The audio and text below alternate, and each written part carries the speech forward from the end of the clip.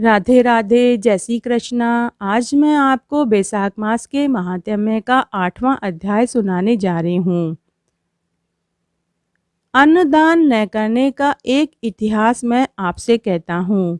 रेवा नदी के किनारे मेरे पिता पिशाच हो गए थे। वह भूख और प्यास से शिथिल होकर अपना ही मांस खाते थे। छाया वाले वृक्ष के न मिलने से उनकी दशा बहुत दयनीय हो रही थी। पिछले जन्मों के संचित बुरे कर्मों से उनकी कंठ नली का छिद्र बहुत सूक्ष्म हो गया था, जिससे उनको बड़ी पीड़ा होती थी। कुएं, बावड़ी, तालाब का जल उनको विष के समान लगता था।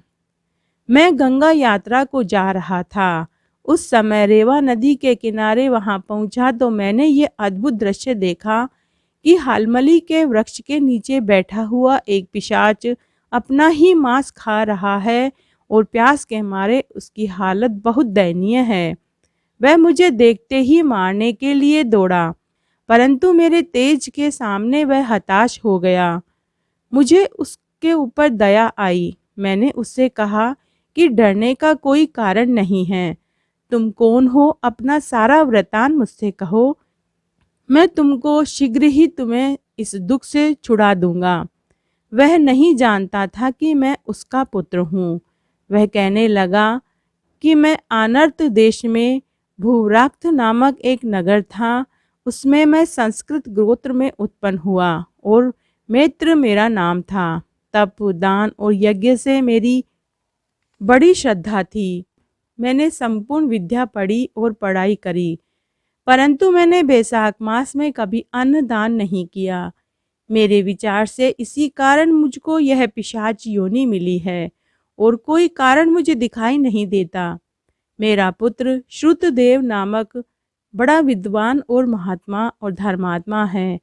तुम उससे जाकर कहना कि तुम्हारे पिता वैशाख में दान न देने के कारण पिशाच योनि में पड़े हुए हैं और रेवा नदी के किनारे बैठे हुए अपना ही मांस खा रहे हैं। यह बात मैंने तुमसे कही है। यदि तुम मेरे पुत्र से जाकर कहोगे तो तुम्हारी बड़ी कृपा होगी।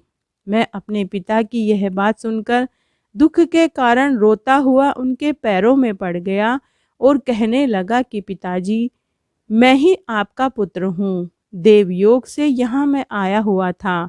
अब आप मुझको आज्ञा दीजिए, मैं वही कार्य करूँगा जिससे कि आपका यह दुख दूर हो जाए।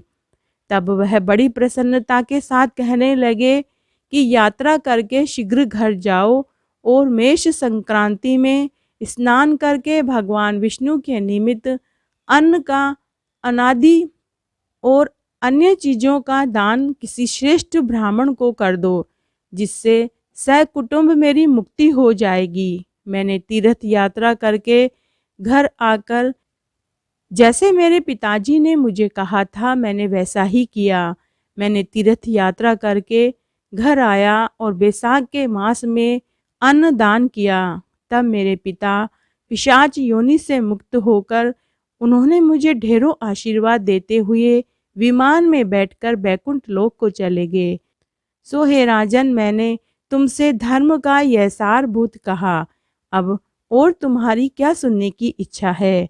तो इस प्रकार आज मैंने आपको बैसाख मास के महात्म्य का 8वां अध्याय सुनाया। आशा करती हूँ ये आपको ज़रूर पसंद आएगा।